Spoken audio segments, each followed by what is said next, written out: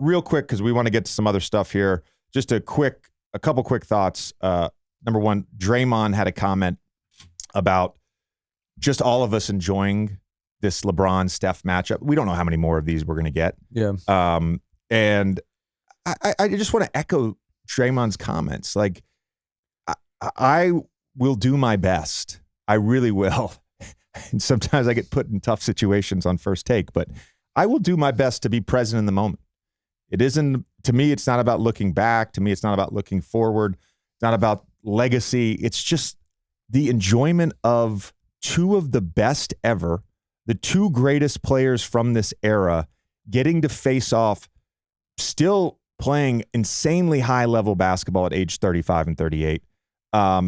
Let's just enjoy it. But I want to say a couple things. Matchup-wise, there were times this year where the Lakers actually went with 3 guards against the Warriors. So whether they don't start Jared Vanderbilt and start Dennis Schroeder, that's something to watch. Again, like any time with the Warriors, switching is going to be key. The other part with the Lakers defense, they played the second most drop coverage. Can't play that against Steph.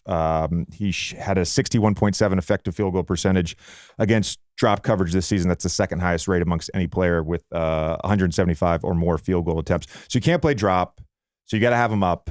That creates things on the backside. How much are they switching? Again, as we saw last night, Steph doesn't get enough credit for his ISO game and his dribble game and his shot creation off the dribble.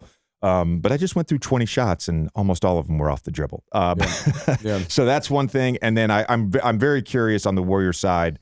Probably we'll see both of them depending on how the Warriors lineups go. But I'm curious to see who they start on Anthony Davis, whether that is Draymond or Looney, who was fantastic against Sabonis. So they played the Lakers played the Warriors twice. They're 3-0 in the season series. They played them twice since they made all those trades at the deadline. They were 10th in defensive rebounding percentage during the regular season. They're 6th in the playoffs right now. It feels like the way their team is built, they're going to have a better sort of chance inside than the Kings did. What do you think besides holding onto the ball, what do you think the Warriors have to do? Like where can they what can they take advantage of how this Lakers team is built right now? How the Warriors can take advantage? Yeah. Be the Warriors. We'll get to this with the Denver Phoenix stuff. There's 3 things that sort of matter in the playoffs. Number 1 is just math, right? So if you're going to take a lot of 2s, you better be extremely efficient. If you're going to shoot a lot of 3s, or you're going to try to limit 3s, you can get an advantage there. Just a simple math advantage. And we'll get to the Heat Knicks in a second. So that's one thing. Second thing is the second chance points, extra possessions, and a sort of ancillary of that, which would be the third thing, is taking care of the basketball. Because I think specifically with the Lakers, the half-court scoring at times is a little difficult. And LeBron, always near the top of the NBA in fast break points. So I think the Warriors have a high turnover series or even high turnover games. That's what gives the Lakers life. So that's something to watch for this series.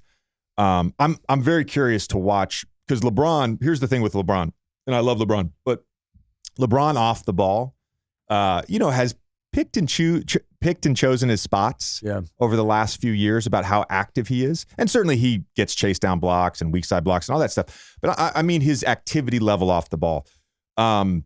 D'Angelo Russell, another guy off the ball. Like the Lakers have to be so dialed in with all of the Warriors' action off the ball. They're switching, their communication, all of that stuff is so important. So that to me, I'm not saying it's an advantage, but that to me is somewhere where I think at times, if the Warriors aren't too gassed from this series, can really get the ball and bodies moving in the half court, and that can make a difference against the Lakers. Yep. Hey guys, it's JJ. If you're a basketball diehard like me, then you know there's always something spicy to talk about when it comes to the NBA. That's why I'm excited to play this week's episode of The Old Man and the 3 Things for You. Normally, this show's available exclusively on Amazon Music, but I wanted to give you a preview of what it's about so you can join us every week.